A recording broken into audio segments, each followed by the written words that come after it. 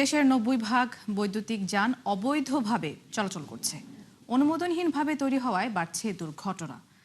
DCCI আয়োজিত সভায় এমন মন্তব্য করেছেন সংগঠনের সভাপতি তাসকিন আহমেদ। বলেন, বাংলাদেশে এখন পর্যন্ত মাত্র 669টি বৈদ্যুতিক যান বৈধভাবে আমদানি হয়েছে। ফলে বিশাল জনগোষ্ঠীর চাহিদা মেটাতে গড়ে উঠছে অনুমোদনহীন বিশাল বাজার।